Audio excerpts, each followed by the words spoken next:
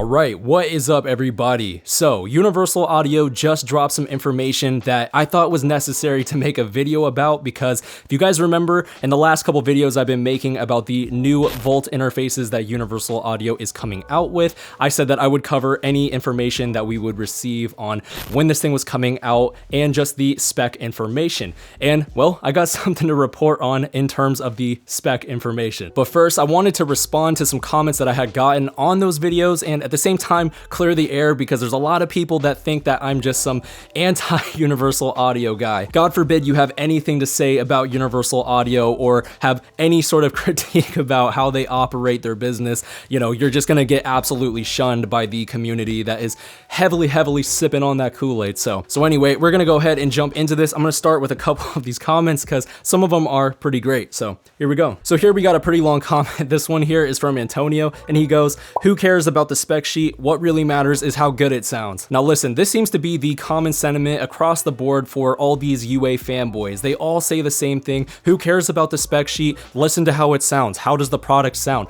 The problem with that is if we just go strictly off how it sounds, how do we know how it stacks up to the other competition? Now I've said this in the previous videos, but how many of you out there would buy anything in the world that you had no idea how well it performed? Think about it. Would you go out and buy the newest iPhone if you had no idea how that thing stacked up to the previous iPhone you were using? Or just the other competition that is on the market, how it performs with the Samsung phone, LG phone, any other phone on the market? How would you know how the newest iPhone stacked up to the competition? How would you know to go with the iPhone? What is the better value proposition? And that has been my problem all along. We simply just do not know how these Volt interfaces are going to perform. Now, it's pretty safe to say that because it's Universal Audio, it's probably going to be a pretty decent audio interface. I don't think anybody here doubts that. But the real question is, how well does it stack up to the competition like the SSL2 Plus or the Audient ID14 Mark II? Now, I'm not really surprised by this kind of behavior. I have other videos on this channel where I talk about Universal Audio and have some pretty legitimate critiques that I make against their audio interfaces, and I'm still getting hate on those videos till this day. And the best part of all about that video is the critique that I make against that audio interface is actually a fact. If you call audio interface and ask them if you can bypass the preamps on the twin interfaces, they will tell you the same thing that they told me. No, you cannot bypass the preamps, but people insist that you can bypass the preamps on the twin audio interfaces. Look, I'm not trying to get sidetracked about this.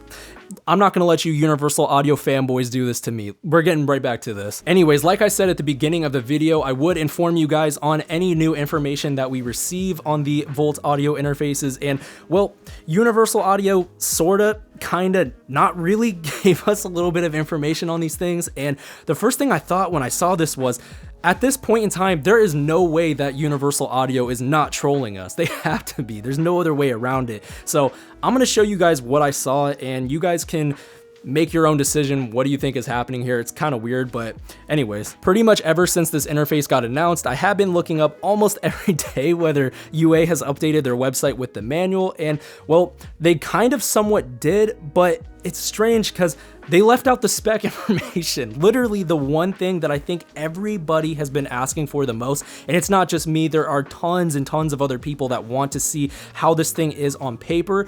Well, they left that out. They gave us basically every other piece of information that we need to know about it, like how to set it up, the software, how it's gonna integrate with your DAW, basically all the information that any other interface manufacturer would give you, except they don't actually give you the information on how it performs. It just tells you that it's coming soon. So that leads me to believe, is UA watching our content right now and doing this on purpose? Because from a business standpoint, it almost kind of makes a little bit of sense to do that because they know that there's going to be people who are going to make content about this, which is then free exposure and going to get more eyes on this product. I don't know, it doesn't make sense, but at the same time, it kind of does make sense because it is free promotion. They know that people are going to be talking about this, and there's no way when you release on your website all the other information except for the one piece of information that everybody has been asking for. So I don't know. I think UA is smart. They know what they're doing here, and I do expect us to get that information pretty soon. I would imagine in the next week or two, we will know how these things are going to perform on paper, and I'm very excited to see how this thing is and stack it up to the ID14 Mark 2 and the SSL2 Plus. Again, I've been saying this now for weeks that those are its competition. So I'm excited to see how this thing performs. I'm hoping that it is a great interface and at least on par with the current one that I'm using right now, because I would love to pick this thing up. And UA, if you're watching this, send one to me. I would love to test that thing out and use it in my setup, but probably not gonna happen.